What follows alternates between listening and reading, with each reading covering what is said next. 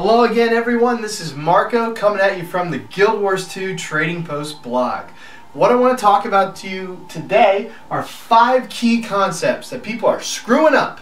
I want you to pass this information on. I don't care if it's Reddit, Twitter, Facebook, a forum, I don't care. Get this information out there to help everyone we can to make a better trading post and make everybody more gold. So let's talk about 5 key mistakes people are making, these 5 key concepts. 1, profit percentage. What do people expect to make when they're playing the trading post? Most people are like, alright, I'm going to put 1 gold in. So I put 1 gold in. How much do I get back? Oh, I want to get at least 2 gold. Okay, this marker's kind of low. I want to get at least 2 gold back. No, that's not how it works. If you're lucky, when you put 1 gold in, you'll get at least 1.1 gold back. So 1 gold, 10 silver. That's the way it works. That's good. To me, great is when I see a gold 20 silver come back. But getting an extra 10 silver profit when I invest 1 gold, that's good to me. How long does that take? Depends on the strategy. Depends on how fast the particular market you're playing is.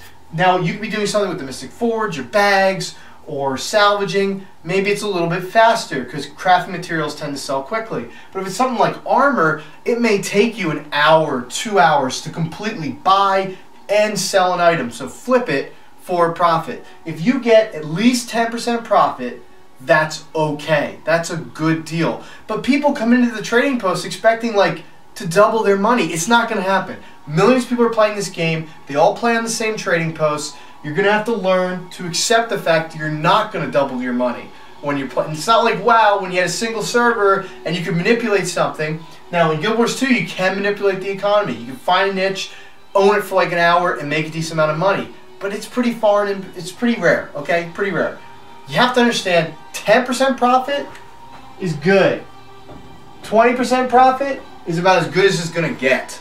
Okay, if you get more than that, you're either lucky or it's not going to be a consistent thing. And we want consistent income on the trading post. Now, Mystic Forge Conspiracy. There are very specific formulas that allow you to make money with the Mystic Forge. Most of them do not work at any one point in time. But every once in a while, one of them will start working. And you'll make a crap ton of money. So you want to make sure you have the skill points to buy Philosopher's Stones, whatever else you need to make money with this. But for, let's say it returns an average of 7, okay? Now in some instances, some of the forging recipes give you like 16 of an item back.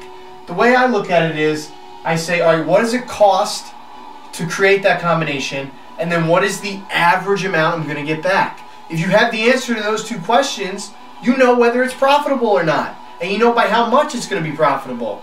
And guess what? It's pretty consistent. I hit my average or above average most of the time. So the Mystic Forge is not a conspiracy. It's not only a money drain, it can be a boon. But as I get into number 4 here, you got to diversify to make it work properly. Okay, number 3, shiny new stuff. We're always looking for that next new market, the next new speculation. But how often do you go back and find those 10 to 20% profit margins and play those markets every day? You need to find strategies that work every single day and then go use them. Yes, you want to speculate, but you want to diversify, which is number 4. Let me just jump right into it. You need to diversify your portfolio. If you're going to be doing the Mystic Forge, don't make it more than 10% of your investment. If you're going to do the regular old flipping, don't make it more than like 50% of your total money. Shiny new stuff, speculation, don't make it more than 10%. What's that leave you with? That leaves you with 30% to spend on the things you need in the game. And also, what if some new shiny thing appears that has a limited amount of time to profit on? You still have money in the bank to play around with. That's proper diversification. These numbers will fluctuate, but the idea is that your money is not all in one spot, and it's especially not in one strategy among the different categories for making gold. Last but not least, selling and buying properly. When you're out farming and you go into the trading post to sell something, if you see like 11 copper and 13 copper, okay, this is the buy it now, this is the listed price, use this. Okay? Now unless the vendor is like 11 copper as well, then obviously you're losing money doing this. Or 10 copper, you're losing money. So sell it to the vendor. You know, if it's a 10 copper vendor, we're going there. Okay? But if it's like a 3 copper vendor, yeah, you want to take this. Because you're going to take a little bit of a loss, right? And besides, number 6, I guess, is understanding the 0.85 rule. Okay? You multiply what you're going to sell for by 0.85, and you get back the minimum amount you need, or you get back the amount you're going to make after fees. Okay? So 0.85. Make sure you know how to do that. I'm not going to spend time in this video going over it. Okay, but you see that? You're going to sell for 11 copper.